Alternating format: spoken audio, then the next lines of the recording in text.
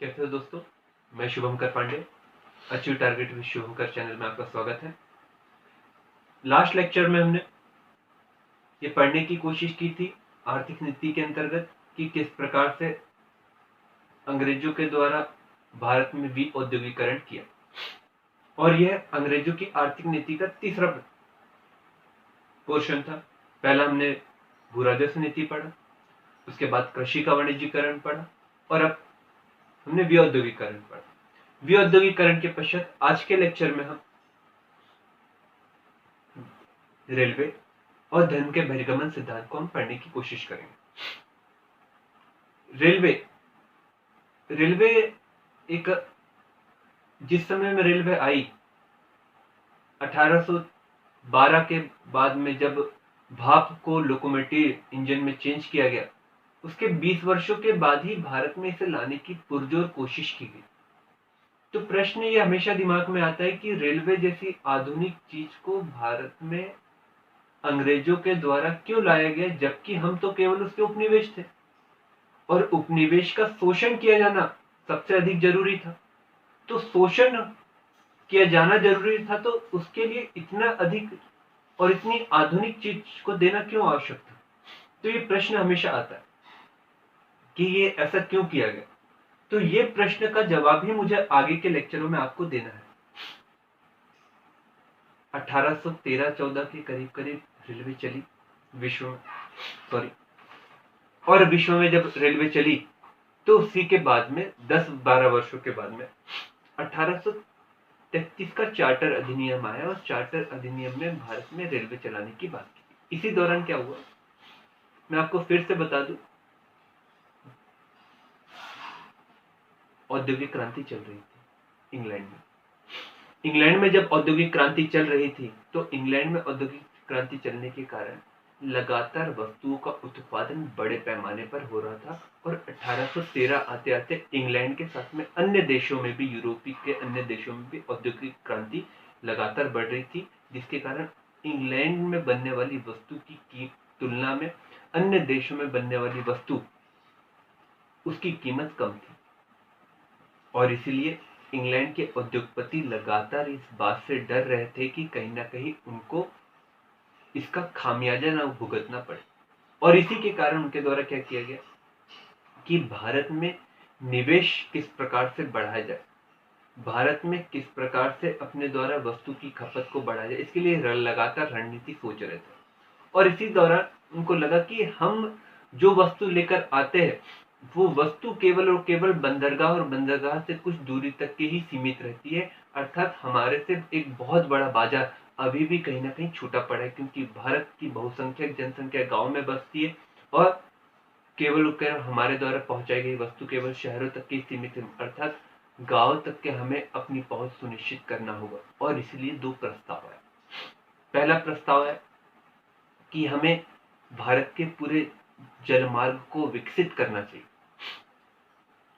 और जलमार्ग को जब विकसित करेंगे तो स्वाभाविक रूप से भारत में हमारी वस्तु की पहुंच बढ़ पाएंगी, हम गांव गांव तक हमारी वस्तु को पहुंचा पाएंगे, क्योंकि भारत नदियों का मायका कहा जाता है। बहुत सारी नदियां हैं यहाँ पर, मौसमी और जो हमेशा सदाबहार बहने वाली। दूसरा प्रस्ताव है रेलवे के माध्यम से।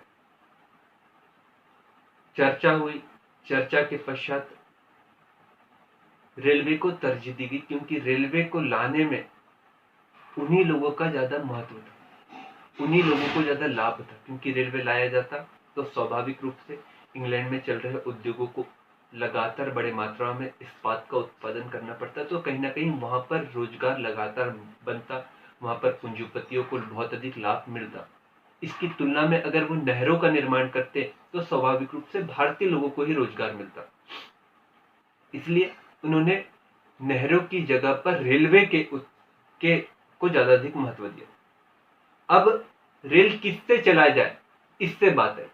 तो सबसे पहले मद्रास में बैलगाड़ियों के माध्यम से रेल के घोड़ों के माध्यम से रेल के डब्बे को खींचने की बात हुई। ये प्रस्ताव को नकार दिया गया। इसी के बाद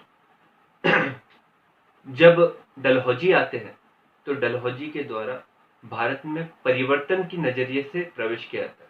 और यही कारण रहता है कि उनके द्वारा रेलवे के विकास को बहुत अधिक तरजीह दी जाती है, और बहुत अधिक जब तरजीह दी जाती है तो उन्हीं के कार्यकाल में पहली रेल चलती है ठाणे तक, बम्बई से ठाणे तक, और उसके बाद में लगातार रेल का विस्तार होता है। पहले वो सरकारी कंपनी, प्राइवेट कंपनी, सरकारी प्राइवेट दोनों वेंचर के रूप में काम करती है, और लगातार रेलवे का विस्तार होता है, जिसको और अधिक बढ़ाने का कार्य 1869 के बाद होता है, जब स्वेज नहर का कार्य पूरा हो जाता है। तो स्वेज नहर के बाद में रेलवे का विस्तार और अधिक बढ़ता है, और जब करजन भारत का गवर्नर जनरल वायसराय बनकर आता है, तब तो विस्तार की पराकाष्ठा हो जाती है, क्योंकि वो कहता है कि हम आगे आने वाले वर्षों में 150 करोड़ रुपए खर्च करेंगे। तो इसी के बाद में रेलवे का विस्तार लगातार बढ़ता है। अब ये रेलवे का विस्तार हुआ, और रेलवे के विस्तार के कारण क्या थे कि रेलवे का उन्होंने विस्तार किया, तो हम कारणों को देखें। पहला कारण आपको फिर से बता दें, इंग्लैंड में चल रही औद्योगिक क्रांति को सफल बनाना था, वस्तुओं की खपत करवाना था, इसलिए नवीन नवीन क्षेत्रों को वो चाहते थे। दूसरा, उद्योगपतियों के पास बहुत अधिक पूंजी एकत्रित थी, पैसा बहुत अधिक था, और पैसा अगर जेब में रखेंगे तो दुगना नहीं होगा, उसको इन्वेस्ट करना पड़ेगा, निवेश करना पड़ेगा, और जब निवेश करेंगे तो ही वो बढ़ेगा। तो निवेश कहाँ किया जाए, यूरोप में किया जाए कि भारत में किया जाए? तो स्वाभाविक रूप से भारत में करेंगे तो कम लागत लगेंगी और मुनाफा ज्यादा होगा, और यही कारण था कि उन्होंने भारत में निवेश करने की कोशिश की। और निवेश कहाँ किया? रेलवे में किया। लगातार जब तक के भारत आजाद नहीं हुआ तब तक के 5% लाभांश प्राप्त करते रहे। तीसरा कारण रहा भारत में होने वाले विद्रोह को दबाना। भारत में होने वाले विद्रोह को दबाने के लिए भी रेलवे का विस्तार हुआ। घोड़े से जाते थे एक जगह से दूसरी जगह, तो स्वाभाविक रूप से पहुंच धीरे होती थी, लोग एक जगह से दूसरी जगह धीरे पहुंच पाते थे, तब तक के विद्रोही अपना काम तमाम कर जाते थे।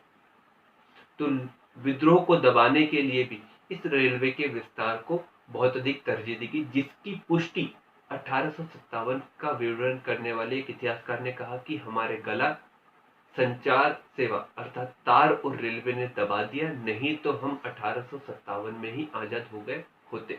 इससे पता चलता है कि रेलवे का कितना अधिक महत्व था अंग्रेजों के लिए। ये इसके सकारात्मक बिंदु।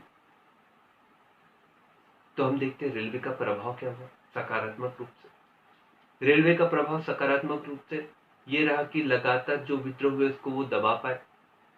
रेलवे के कारण लगातार ब्रिटिश पूंजीपतियों को लगातार लाभांश मिलते रहे, और सकारात्मक रूप से एक भारतीयों के लिए भी हुआ कि भारतीय लोग जो पहले छोटे से क्षेत्र में ही सीमित थे, उत्तर भारत के लोग एक गांव से दूसरे गांव तक के ही सीमित थे, अब उत्तर भारत से दक्षिण भारत की ओर यात्रा करने लगे। वो बद्रीनाथ से रामेश्वरम जाने की कोशिश करने लगे, तो स्वाभाविक रूप से कई राज्यों से वो होकर जाते थे। जब कई राज्यों से होकर जाते थे तो उन्हें लगता था कि भैया हमारे यहीं पर केवल ब्रिटिश है, पर जब वो बद्रीनाथ से रामेश्वरम तक की जब यात्रा करने लगे तो हर जगह जब ब्रिटिश झंडा दिखाई दिया तो उनको लगा कि भैया ये भी उसी दुख से दुखी है जिस दुख से मैं दुखी हूँ। धीरे धीरे एकता की भाव पनपने लगा। आपको सबको पता है कि रेलवे में 3 प्रकार के कोचेस रहते थे, फर्स्ट क्लास, सेकंड क्लास और थर्ड क्लास, और भारतीयों चाहे कितना भी बड़ा वर्ग हो उसको केवल और केवल थर्ड क्लास में ही क्या करना पड़ता था, यात्रा करना पड़ता था, जिसके कारण क्या हुआ, लोगों में छुआछूत की भावना क्या हुई, कम हुई, एकता की भावना में वृद्धि हुई। और इसी कारण रहा कि 1857 के बाद में धीरे धीरे जब छुआछूत की भावना कम होने लगी तो राष्ट्रवाद की भावना धीरे धीरे पनपने लगी। रेलवे ने ये काम किया सकारात्मक रूप से भारतीयों के लिए, पर नकारात्मक भी हुआ। कई सारे विद्रोह को दबा पाए, भारत पहले से अधिक शोषित होने लगा, भारत का पैसा बहुत अधिक तेजी से भारत से बाहर जाने लगा। पहले कुछ ही क्षेत्र का पैसा जाता था, क्योंकि रेलवे जब था ही नहीं तो स्वाभाविक रूप से बनने वाली वस्तु कुछ ही क्षेत्र तक के सीमित थी, तो वहीं से खरीदते थे लोग, और खरीदने के बाद में जो पैसा एकत्रित होता था उसको वो इंग्लैंड लेकर जाते थे। अब रेलवे के कारण अंदरूनी क्षेत्रों में क्या होने लगा, भारत के अंदरूनी क्षेत्र में इनका प्रवेश, और इसके कारण लगातार धन का बहिर्गमन एक धूर्त गति से शुरू। ये रेलवे ने हमारे लिए की। अब प्रश्न ये आता है कि रेलवे हमारे लिए सुखदायक भी थी, दुखदायक भी थी। आलोचना कीजिए। सुखदायक भी थी और दुखदायक भी थी, आलोचना कीजिए। तो इसका प्रश्न आप लिखित रूप में लिखिएगा कि क्या रेलवे सुखदायक थी या दुखदायक थी। आलोचनात्मक वर्णन दी। ये हो गया हमारा अर्थनीति का चौथा पॉइंट। इसी के बाद आता है धन का बहिर्गमन। धन के बहिर्गमन का जो सिद्धांत है, पहले ये देखते हैं कि धन का बहिर्गमन क्या कहा जाता है। धन का बहिर्गमन का मतलब है भारतीय संपत्ति का ब्रिटेन जाना और बदले में भारतीयों का उसका कोई भौतिक लाभ नहीं मिलना। इसी को कहा गया धन का बहिर्गमन का सिद्धांत। और इसको सर्वप्रथम दादाभाई नौरोजी के द्वारा 1867 में प्रस्तुत किया गया और फिर बाद में कांग्रेस के भी द्वारा 1896 के करीब करीब इसे माना गया कि भैया भारत की गरीबी के पीछे प्रमुख कारण भारत का पैसा इंग्लैंड की ओर जाना, जिसका लाभ भारतीयों को नहीं मिल रहा। ये पैसा कैसे आता था? जितने भी अंग्रेज लोग हमारे यहाँ पर शासन करते थे, वे लोगों को एक बड़ी मात्रा में मासिक वेतन मिलता था और इस मासिक वेतन का एक बड़ा भाग वो बचाकर इंग्लैंड लेकर जाते थे और इंग्लैंड में ही खर्च करते थे। तो स्वाभाविक रूप से उसका लाभ हमें मिला। क्या हमारा पैसा कहाँ गया? इंग्लैंड में। हमारे यहाँ रेलवे लेकर आए तो स्वाभाविक रूप से लाभांश कैसे मिला? इंग्लैंड में रहने वाले पूंजीपतियों को, जो रेलवे का विस्तार कर रहे थे। तो पैसा कहाँ गया? भारत का पैसा इंग्लैंड गया। तो धीरे धीरे ये स्रोत बनते चले गए और ये स्रोत में कई सारे स्रोत शामिल थे और इसके कारण लगातार भारत में गरीबी आते चली गई।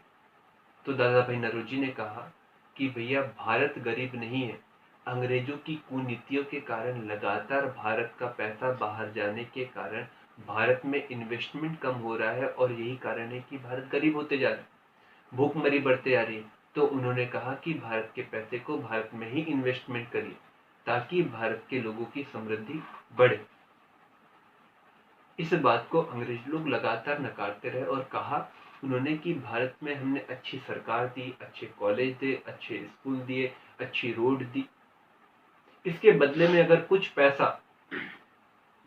पैसा यदि हम इंग्लैंड लेकर जाते हैं तो ये हमारा पारितोषिक, हमारा एक पुरस्कार है। परंतु भैया वो कुछ पैसा नहीं था, कई गुना ज्यादा अधिक पैसा था। आप इस बात से समझिए कि उस समय में जीडीपी का, इंग्लैंड की जीडीपी का 2% जो भाग था वो भारत के पैसे का हिस्सा था। तो आप ये समझिए कि इसके कारण इंग्लैंड की समृद्धि में लगातार वृद्धि होते चली गई और भारत गरीब होते चले गए। इस प्रकार से हमने आर्थिक नीति के 5 पॉइंटों को समझने की कोशिश की कि धन का बहिर्गमन क्या है, इसके स्रोत क्या थे, परिणाम यह हुआ कि भारत गरीब हुआ। गरीब तो उन 5 नीतियों के कारण लगातार होते गए क्योंकि उसके कारण भारतीयों का लगातार शोषण होते चले। इसके बाद कल के लेक्चर में हम अंग्रेजों के द्वारा चलाई गई प्रशासनिक नीतियों को पढ़ने की कोशिश करेंगे। उसमें हम सबसे पहले सिविल सेवा के साथ पुलिस और पुलिस के साथ सेना को पढ़ने की कोशिश करेंगे, क्योंकि लास्ट वाला जो पोर्शन जो न्यायिक सेवा है वो थोड़ा बड़ा है और उसको समझने के लिए थोड़ा समय लगता है। तो धन्यवाद। आपको अगर लेक्चर अच्छे लग रहे हो तो आप लेक्चर को लाइक करिए, चैनल को सब्सक्राइब करिए और बेल आइकन भी दबाइए ताकि आगे आने वाले आपको जो भी एपिसोड रहेंगे वो आपको लगातार मिलते हैं।